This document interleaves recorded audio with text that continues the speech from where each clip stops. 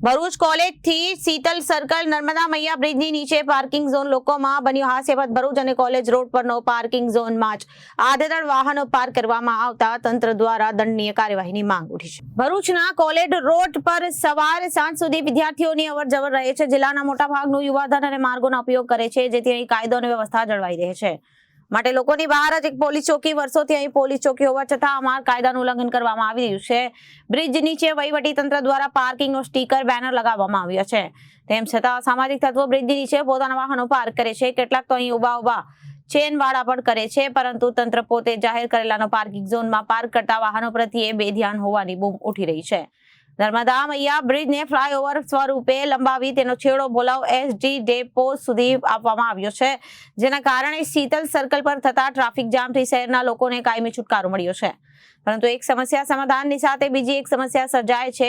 આ ફ્લાયઓવરના નીચેના ભાગમાં તંત્ર દ્વારા નો પાર્કિંગના બેનર સ્ટીકર લગાવવામાં આવ્યા છે, પરંતુ બેનર શોભાના ગાંઠિયા સમાન હોય છે અને તેની કોઈ અમલવારી કરવામાં આવતી નથી અને લોકોમાં હાસ્યાસ્પદ છબી તંત્ર બની છે।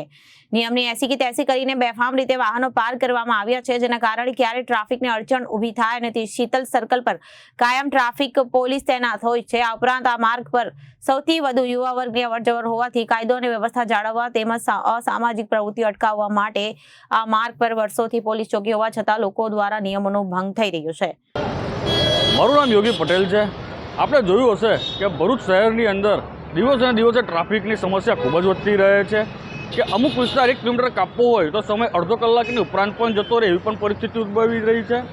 આપણે જોયું હશે કે જ્યાં જ્યાં ઠેર ઠેર પોલીસે નો પાર્કિંગના બોર્ડ લગાવ્યા છે, પરંતુ આ નો પાર્કિંગનું કોઈ ધ્યાન અપાતું નથી। જ્યાં ત્યાં કોમર્શિયલ વ્હીકલો પણ પાર્કિંગ માટે ઉપયોગ લેવાઈ રહ્યું છે સ્થળોનો। આની માટે આપણે પણ જાગૃત થઈશું, તેમજ પોલીસ તંત્ર પણ જાગૃત થઈને જે આ નો પાર્કિંગની અંદર પાર્કિંગ કરેલા વાહનો છે અને જેના લીધે અડચણરૂપ થાય છે એ આ સમસ્યા દૂર થાય અને પોલીસ આ પ્રશાસન આ બાબતે ધ્યાન આપી અને આનું કંઈ નિરાકરણ લાવે એ જ માંગ છે। Bureau report Janadesh news.